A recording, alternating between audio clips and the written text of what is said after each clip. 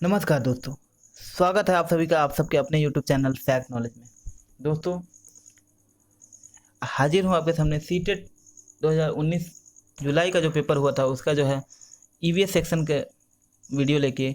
आपको पता है कि इसके पहले हम लोगों ने एक वीडियो कर लिया हुआ है, ठीक है। ईवीएस का ही आपको पता है 30 क्वेश्चन आते हैं, जिसमें से 10-10 क्वेश्चन करके हम लोग 3 पार्ट में वीडियो को करेंगे, ठीक है। तो ये इसका सेकेंड पार्ट है जिसमें हम लोग आगे के क्वेश्चन को देखेंगे। उम्मीद करता हूँ अगर वीडियो पसंद आ रहा है तो आप वीडियो को लाइक जरूर कीजिएगा। चलिए डायरेक्ट क्वेश्चन पे चलते हैं। यहाँ तक का प्रश्न हम लोगों ने कर लिया था, अब आगे का प्रश्न हम लोग देखेंगे। निम्नलिखित में से कक्षा 1 और 2 के लिए पर्यावरण अध्ययन के संदर्भ में क्या सच है, ठीक है। तो ट्रू स्टेटमेंट पूछ रहा है। ऑप्शन है हमारा, पर्यावरण अध्ययन से संबंधित मुद्दों और संबंधों का संपादन भाषा के द्वारा होता है। ऑप्शन नंबर सेकंड है, पर्यावरण अध्ययन से संबंधित मुद्दों और संबंधों का संपादन भाषा और गणित के माध्यम से होता है। ऑप्शन नंबर थर्ड है, कक्षा 1 और 2 में पर्यावरण अध्ययन को एक नए विषय के रूप में प्रस्तुत किया गया है।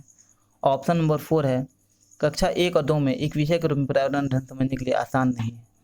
तो इसका आंसर क्या हो जाएगा, जल्दी से आप अपना आंसर कमेंट बॉक्स में लिखिए। इसका आंसर हो जाएगा ऑप्शन नंबर हमारा ए, यानी कि पर्यावरण अध्ययन जो है पर्यावरण अध्ययन से संबंधित मुद्दों और संबंधों का संपादन जो है वो भाषा के द्वारा होता है। यानी आप जब भी पर्यावरण अध्ययन पढ़ाते हो, ठीक है, तो उसका मुद्दा हो गया, जो भी पर्यावरण अध्ययन का संबंध वगैरह जो भी चीज़ें आप डिस्कस करते हो वो एक भाषा के द्वारा ही बता पाओगे ना, ठीक है। अगला प्रश्न देखते हैं। अगला प्रश्न है, पर्यावरण अध्ययन के पाठ्यक्रम में उप विषय के स्थान पर थीम को प्रस्तावित किया गया है, क्यों? तो क्यों किया गया है, ठीक है। ऑप्शन देख लेते हैं। ऑप्शन है, पर्यावरण अध्ययन में पाठों को कम करने के लिए। ऑप्शन नंबर सेकंड है, बच्चों के परिवेशीय बोध में वृद्धि करने के लिए। ऑप्शन नंबर थर्ड है, बच्चों के स्थानीय परिवेश के मुद्दों से जुड़े हुए और अन्य संबंधित समझ के विकास के लिए। ऑप्शन नंबर 4 है, उप विषयों की तुलना में थीम आधारित पर्यावरण अध्ययन का संपादन आसान है। तो इसमें से कौन सा आंसर सही हो जाएगा, जल्दी से अपना आंसर कमेंट बॉक्स में लिखिएगा, ठीक है।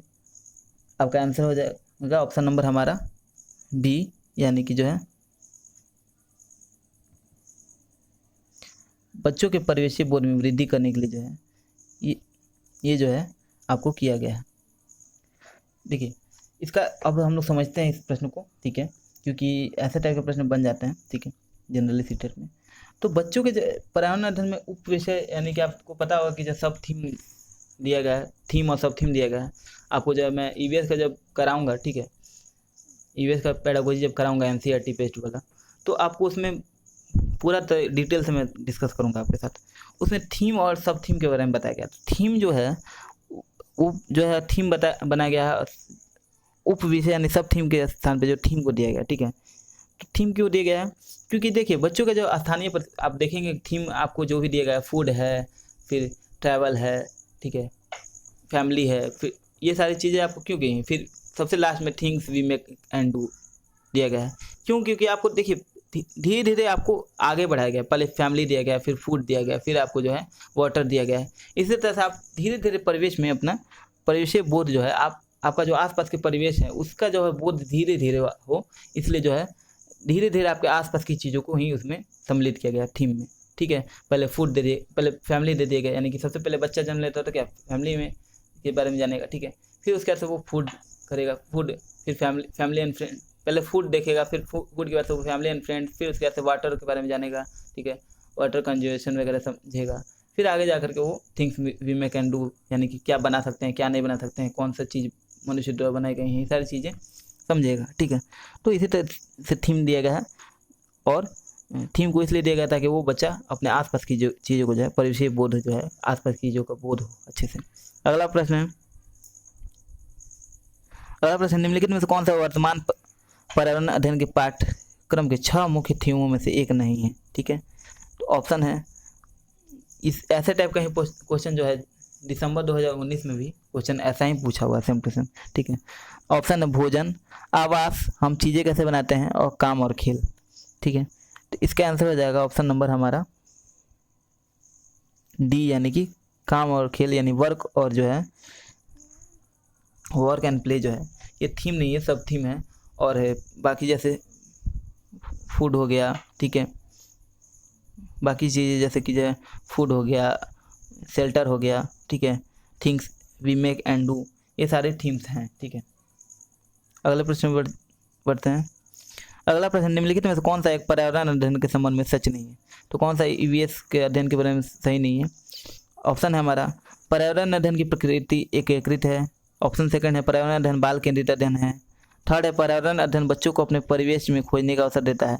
और फोर्थ है, पर्यावरण अध्ययन वर्णनों और परिभाषाओं पर बल देता है। तो जैसा कि मैंने पहले की वीडियोज में आपको बताया हुआ है कि जहाँ भी परिभाषा रटने, याद करने, रोट लर्निंग को प्रमोट किया जाए, बुक्स रटने को किया जाए, ठीक है, बुक्स में बांधने का प्रयास किया जाए, जहाँ भी आपको सीमित करने का प्रयास किया जाए वो आंसर सीधे छाट देना है। तो इसका आंसर हो जाएगा ऑप्शन नंबर डी, यानी पर्यावरण अध्ययन जो है वर्णन परिभाषाओं पर बल देता है, ये जो है सही नहीं है, ठीक है। अगले प्रश्न में बढ़ेंगे। अगला प्रश्न हमारा, निम्नलिखित में से क्या एक पर्यावरण अध्ययन में ज्ञान की रचना में बहुत ही महत्वपूर्ण है? ठीक है। ऑप्शन है बच्चों की सक्रिय भागीदारी। ऑप्शन सेकंड है बच्चों के ज्ञान को शिक्षकों के ज्ञान से जोड़ना। ऑप्शन थर्ड है पर्यावरण अध्ययन को कक्षा की चार दीवारी से बाहर रखना, ठीक है। और फोर है बच्चों के स्थानीय ज्ञान को विद्यालय के ज्ञान से संबंधित करना। तो जैसा कि आपको पता है एनसीएफ में भी बोला है यही चीज़, ठीक है। तो क्या बोल रहा है कि पर्यावरण अध्ययन की ज्ञान की रचना में बहुत ही ज़्यादा महत्वपूर्ण है। ऑप्शन देख लेंगे, ए सी डी, केवल डी, केवल ए, या केवल ए और डी। तो कौन सा सही हो जाएगा? ठीक है, जल्दी से आंसर अपना बताइएगा। इसका आंसर हो जाएगा ऑप्शन नंबर हमारा, जल्दी से कमेंट बॉक्स में लिखिए। जी हाँ, बिल्कुल सही, ए सी और डी जो है वो बिल्कुल सही आंसर हो जाएगा। यानी कि जो है बच्चों की सक्रिय भागीदारी भी जरूरी है, ठीक है। फिर उसके से पर्यावरण अध्ययन को कक्षा की चार की दीवार से पर्यावरण अध्ययन को कक्षा की चार दीवारी से बाहर भी सीखा जाता है। और सॉरी, गलत मैंने पढ़ लिया था, कक्षा की चार दीवारी से बाहर सीखना जो था वो भी है। और डी हो जाएगा, यानी बच्चों के स्थानीय ज्ञान को विद्यालय ज्ञान से संबंधित करना, ये भी सही है, ठीक है। लेकिन बाकी ये गलत हो जाएगा कि बच्चों के जो है पर्यावरण अध्ययन जो वो बच्चों के ज्ञान को शिक्षकों के ज्ञान से जोड़ना, ये पर्यावरण अध्ययन का जो शिक्षण का लक्ष्य नहीं है। और इससे जो है उसका महत्वपूर्ण उद्देश्य भी इसको नहीं माना जा सकता। क्योंकि देखिए, बच्चे सक्रिय भागीदारी करेंगे तो सीखेंगे ही, ठीक है। बाकी सारे ऑप्शन सही है, लेकिन ऑप्शन बी गलत हो जाएगा और हमारा ऑप्शन ए नंबर सही हो जाएगा, यानी फर्स्ट नंबर ऑप्शन। अगला प्रश्न है, पर्यावरण अध्ययन में बच्चों की जोड़ने की सबसे प्रभावशाली युक्ति है। ऑप्शन है किस्से कहानियाँ, पाठ्य पुस्तक। थर्ड है शिक्षक द्वारा व्याख्यान। और फोर है कक्षा निर्देशन। तो इसका आंसर क्या हो जाएगा? इसका आंसर हो जाएगा ऑप्शन नंबर हमारा डी, यानी कक्षा निर्देशन जो है ये जो है पर्यावरण अध्ययन बच्चों को जोड़ने की सबसे प्रभावशाली युक्ति है। अब कक्षा निर्देशन, ठीक है, ये आप जो है आप हिंदी में पढ़ रहे हो तो आप सोचोगे कि कक्षा निर्देशन कैसे हो सकता है, इसलिए मैं बोलता हूँ कि आपको इंग्लिश ऑप्शन भी पढ़ लेना है, ठीक है। तो क्या है, नैरेटिव्स हो गया, reading of text book, explanation by teacher. लेकिन जो है ऑप्शन जो 4 कह रहा है वो इंग्लिश में आप अच्छे से समझ पाएंगे कि क्लासरूम डेमोस्ट्रेशन, यानी कि बच्चों को जो है आप सक्रिय रूप से भागीदारी कराना, यानी डेमोस्ट्रेट करके दिखाना, ठीक है, करके दिखाना या करके सीखना इस चीज़। तो व्याख्यान वगैरह चीज़ें आपको जो है बच्चे निष्क्रिय रख सकेंगे, लेकिन करके जब दिखाएंगे तो वो एक्टिव हो पाएंगे। तो ये ऑप्शन सही हो जाएगा। अगला प्रश्न हमारा, पर्यावरण अध्ययन में बच्चों को पाठ्य पुस्तकों और शिक्षकों के अलावा अन्य स्रोतों की मदद लेने की प्रोत्साहित करना चाहिए, क्यों? ठीक है, तो इसका आंसर हो जाएगा ऑप्शन नंबर हमारा ए, सॉरी, इसका ऑप्शन हो जाएगा पर्यावरण अध्ययन सीखने के लिए पाठ्य पुस्तक शिक्षक की स्रोत नहीं है। अगला ऑप्शन है पर्यावरण अध्ययन सीखने के लिए समुदाय माता पिता की उपस्थिति का विकास करेगा। थर्ड है यह शिक्षकों को बच्चों की पृष्ठभूमि जानने का अवसर देगा। फोर है यह बच्चों के सौंदर्यगत और मनोक्रियात्मक कौशल के विकास करेगा। तो ऑप्शन इसमें से कौन सा सही हो जाएगा? केवल बी और C, A B C, B C D, और केवल सी और डी, कौन सा सही हो जाएगा? जल्दी से बताइएगा इसका आंसर। इसका आंसर आपको कमेंट बॉक्स में लिखना है। इसका आंसर हो जाएगा ऑप्शन नंबर हमारा, जी हाँ, इसका आंसर बिल्कुल सही आपने बताया, ऑप्शन नंबर हमारा बी, यानी कि ए बी सी तीनों सही है, ठीक है। यानी कि ऑप्शन नंबर डी को छोड़ के ये बच्चों के सौंदर्यगत और मनोक्रियात्मक कौशल का विकास करेगा। इसको छोड़ के जो है पाठ्य पुस्तक और शिक्षकों की के अलावा अन्य स्रोतों की मदद के लिए प्रोत्साहित करना चाहिए पर्यावरण अध्ययन में सीखने के में, ये जरूरी है। क्योंकि पर्यावरण अध्ययन मान लीजिए अगर आप सिखा रहे हैं तो वो शिक्षक के अलावा बाकी चीज़ों को अगर यूज करने के लिए प्रोत्साहित करेंगे, तो वो आपको क्यों है? क्योंकि शिक्षक सिर्फ आप शिक्षक ही पढ़ा सकता है, पुनर्धन का अध्ययन करा सकता है, जरूरी नहीं है। और पाठ्य पुस्तक सीखते हैं, ऐसा भी नहीं है, क्योंकि एनसीएफ भी यही कहता है। फिर अगला है, पुनर्धन सीखने के लिए जो है समुदाय और माता पिता की भूमिका का विकास करेगा, बिल्कुल सही है। और या शिक्षकों को बच्चों की पृष्ठभूमि जानने का अवसर देगा, ये भी सही है। लेकिन डी नंबर ऑप्शन गलत हो जाएगा, यानी ये भी सी सही है। अगला प्रश्न है, एक शिक्षक हमेशा क्रियाकलापों को कराने के बाद प्रश्नों और चर्चाओं का संचालन करता है, यानी क्रियाकलाप प्रश्नों और चर्चाओं के संचालन का उद्देश्य डैश है।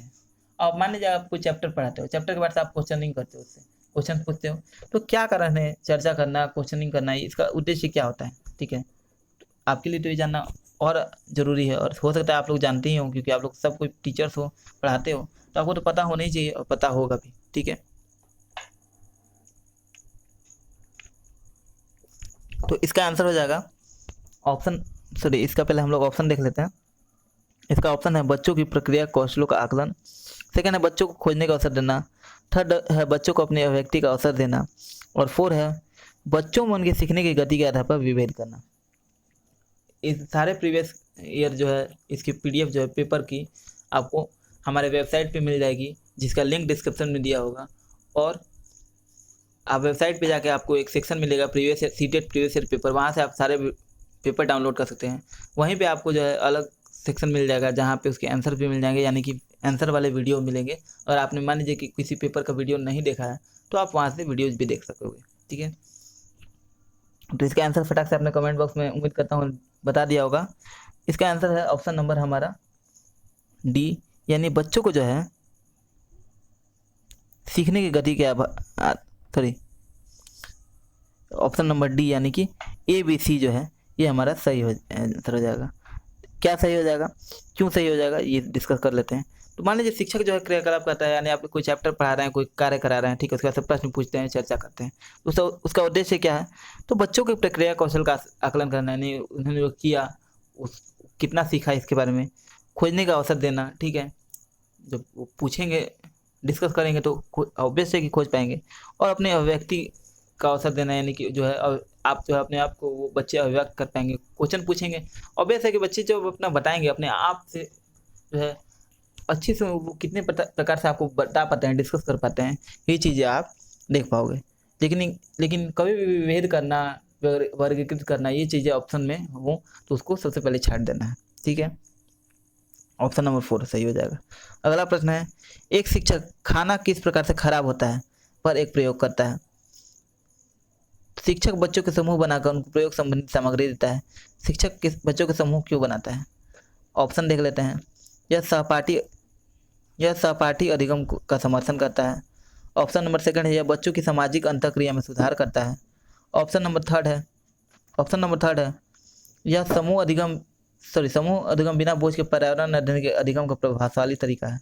और 4 नंबर ऑप्शन है कक्षा में अनुशासन को बनाए रखने के लिए समूह में अधिगम एक महत्वपूर्ण युक्ति है। ऑप्शन देख लेंगे क्या सही होगा। केवल ए बी, केवल सी डी, केवल ए सी और केवल बी डी। आजकल सीटेट में ऐसे टाइप के प्रश्न बहुत ज़्यादा पूछने लगे हैं, सिर्फ सिंपल मल्टीपल चॉइस क्वेश्चन नहीं पूछता है। क्यों? क्योंकि देखिए क्या हो जाएगा कि अगर आप मल्टीपल चॉइस क्वेश्चन में बहुत सारे लोग को आंसर फिर भी प्रैक्टिस करते करते आ जाता है, लेकिन ऐसे टाइप के प्रश्नों में मैक्सिमम लोग गलत करके आते हैं। क्यों? क्योंकि बहुत से लोग, अगर आपका कॉन्सेप्ट क्लियर नहीं है इस प्रकार के प्रश्नों में, तो आप आंसर गलत कराओगे। क्योंकि हो सकता है आपको लगेगा कि ये भी सही है, ये भी सही है, ए भी सही है, ऑप्शन बी भी सही है, सी भी सही है, और उसमें दिया रहेगा ऑप्शन का चेक करें जैसा करके, तो आप गलत करा होते हैं। ठीक है, तो इसका आंसर क्या हो जाएगा? इसका आंसर हो जाएगा ऑप्शन नंबर हमारा, जी हाँ जल्दी से कमेंट बॉक्स में बताइएगा। इसका आंसर हो जाएगा ऑप्शन नंबर हमारा सी, यानी कि जो है केवल ए और सी जो है उसका आंसर हो जाएगा। यानी कि जो है समूह बनाकर खाना खराब क्यों होता है? प्रयोग करता है, ठीक है, प्रयोग सामग्री देता है। तो क्यों? क्योंकि जो है वो यह सहपाठी अधिगम का समर्थन करता है, बिल्कुल सही है। और यह समूह अधिगम जो है बिना बोझ के पर्यावरण अध्ययन का सीखने का तरीका है, और वो भी प्रभावशाली तरीका है। ठीक है, अगले प्रश्न में बढ़ेंगे। अगला प्रश्न हमारा और आज का लास्ट प्रश्न, क्योंकि आपको पता है कि हम लोग छोटे छोटे टुकड़ों में हम लोग करते हैं, यानी कि 3 पार्ट में हम लोग ईवीएस के क्वेश्चन देखेंगे, क्योंकि वीडियो ज़्यादा लंबी हो जाती है और आपको जो है जैसा कि आप लोग पता है कि बिना बोझ के अधिगम कराना ज़रूरी होता है। आप लोग अधिगम कर रहे हैं, आप लोग भी एक लर्नर हो, बिल्कुल सही है, ठीक है। तो आप लोग भी लर्नर हो तो आप पे भी बोझ मैं नहीं डालना चाहता, ठीक है, कि वीडियो ज़्यादा लंबी हो जाएगी तो आप लोग अगर अधिगम हो ही ना तो मुझे तो बेकार है ना मेरा शिक्षण कराना, मेरा बताना, आपको कुछ भी डिस्क्राइब कर दूँ, आप कितना भी कर लो, लेकिन कोई फ़ायदा नहीं होगा। इसलिए छोटा छोटा मैं वीडियो जो है बनाने की कोशिश कर रहा हूँ, तो आपको और डिस्कस भी अच्छे से कर पा रहा हूँ। तो 10-10 क्वेश्चन का हो सकता है कि आपको एक दिन में 2 वीडियो मिल जाए, 3 वीडियो मिल जाए, लेकिन वो आपको सुबह शाम अगर करके दे दिया जा रहा है 2 वीडियो, तो आप दोनों वीडियो देखिए ताकि आपका अच्छे से कॉन्सेप्ट क्लियर हो पाए, ठीक है। तो ऑप्शन नंबर हमारा, सॉरी, क्वेश्चन हम लोग 80 नंबर क्वेश्चन देख रहे हैं और आज का हमारा लास्ट प्रश्न है। निम्नलिखित में से क्या पर्यावरण अध्ययन में आकलन के लिए संकेतक नहीं होने चाहिए? नहीं, आप लोग ध्यान से देख लीजिएगा। ऑप्शन है न्याय समानता का परिसर जो है सरोकार, ऑप्शन सेकंड है सहभागिता, थर्ड है याद करना और 4 है प्रश्न पूछना। तो क्या है ऑप्शन हमारा सही? इसका आंसर हो जाएगा ऑप्शन नंबर हमारा ए, यानी न्याय और समानता के प्रति सरोकार जो है ये पर्यावरण अध्ययन के आकलन के लिए संकेतक जो है नहीं होना चाहिए। बाकी सहभागिता, याद करना और प्रश्न पूछना होना चाहिए, ठीक है। तो उम्मीद करता हूँ कि आपको वीडियो पसंद आया हो। वीडियो पसंद आया हो तो वीडियो को लाइक कर दीजिएगा। वीडियो अगर आपको पसंद ना आ रहा हो तो वीडियो को डिसलाइक भी कर सकते हैं। मैं आप पे बोझ नहीं डाल रहा हूँ कि आप लाइक ही करो। अगर डिसलाइक करना चाहो तो डिसलाइक करो, लेकिन कमेंट में जाके ये बताओ ज़रूर कि आपने डिसलाइक क्यों किया है, क्योंकि ताकि मैं अपने आप में सुधार कर सकूँ कि आखिर मुझसे कमी कहाँ रह जा रही है कि मैं आपको लर्न नहीं करा पा रहा हूँ, ठीक है। अगर आप लर्न नहीं कर पा रहे हो तो एक शिक्षक में ही कमी होती है, एक शिक्षा व्यवस्था में ही कमी होती है, कभी लर्नर्स में कमी नहीं होती है। तो आप मुझे बताओ, आप पेडागोजी पढ़ रहे हो और मैं भी पेडागोजी डिस्कस कर रहा हूँ, तो हमें जो है मिलजुल के सीखना है ना। ऐसा थोड़ा ना कि मैं ट्रांसफ़र नहीं कर रहा ज्ञान का, हम लोग क्रिएट करते हैं, हम लोग डिस्कस करके एक ज्ञान का सृजन कर रहे हैं। तो अगर आप अपने सुझाव दोगे तो मैं भी कुछ आपसे सीख पाऊँगा। मैं ऐसा कोई पंडित नहीं हूँ, सब कुछ पहले से मैं भी यूट्यूब पे पहली बार पढ़ा रहा हूँ, जैसे कि आपको पता है, ठीक है। मैं भले ही टीचर हूँ लेकिन मैं यूट्यूब पे पहली बार पढ़ा रहा हूँ, मुझमें भी बहुत सी कमियाँ होंगी। उम्मीद करता हूँ वीडियो पसंद आया होगा। वीडियो को लाइक कर दीजिए और चैनल पर नए हो अगर तो सब्सक्राइब कर दीजिएगा। वीडियो अपने दोस्तों में शेयर कीजिए। अब तैयारी करने का बहुत कम समय बचा है, इसलिए जम के तैयारी कीजिए। जितने वीडियो मिलते हैं वीडियो देखिए, टेस्ट अटैम्प्ट कीजिए। मिलते हैं अगले वीडियो में। नमस्कार, जय हिंद, वंदे मातरम, भारत माता की जय।